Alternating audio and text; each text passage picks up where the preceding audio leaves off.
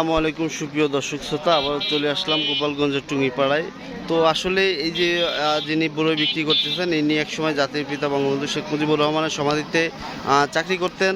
তো সরকার পতনের পর তিনি আসলে কর্মহীন হয়ে পড়েন। কর্মহীন হয়ে পড়ার কারণে তিনি এই যে কখনো ভ্যান চালাচ্ছেন, কখনো রিক্সা চালাচ্ছেন, কখনো অন্য কোনো কিছু বিক্রি করছেন। তো এখন আমার সাথে দেখা হলো, তো এইমাত্র আমরা দেখতে পেলাম যে তিনি বড়ই বিক্রি করতেছেন।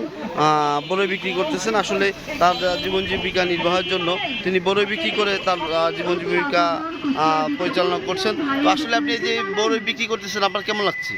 ভালো লাগতেছে ভাই, কিন্তু অনেক কষ্ট। হ্যাঁ, বঙ্গবন্ধুর সমাধিতে এখন জাতি বাড়ি নিয়ে পুলিশে জাতি দেয় না, কিন্তু এটাই আমার বড় কষ্ট। কিন্তু আমার বেতন দেয় নাই 7 মাসের, কিন্তু এটি কোনো দুঃখ নাই। কিন্তু আমি সহজেই থাকতে চাইছিলাম, কিন্তু আমাকে থাকতে দেয় নাই।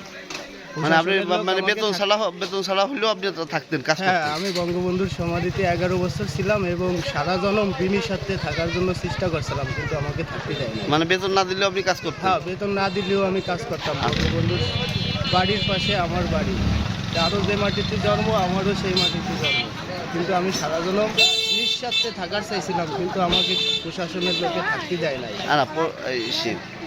যাও এখন যে বড়ই বিক্রি করতেছেন, বড়ই বিক্রি করে তো আপনি নিশ্চয়ই ভালো আছেন মনে হয়, নাকি? জি, অনেক ভালো আছি, কিন্তু দুঃখ আমার একটাই, ওইখানে জাতি পারি না, এটাই আমার দুঃখ।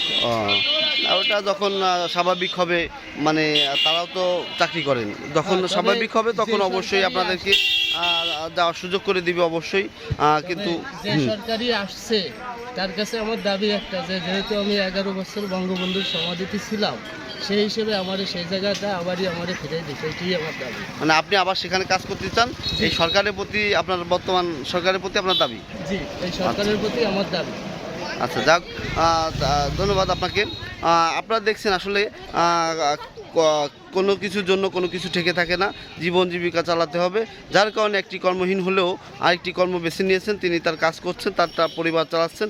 তো সবাই আসলে দোয়া করবেন। আপনার নাম কি? মোহাম্মদ শামীম শেখ। শামীম শেখ। আচ্ছা, শামীম শেখের জন্য দোয়া করবেন। সবাই ভালো থাকবেন, সুস্থ থাকবেন, নিরাপদ থাকবেন, এই প্রত্যাশায় বিদায় নিচ্ছি। আল্লাহ হাফিজ।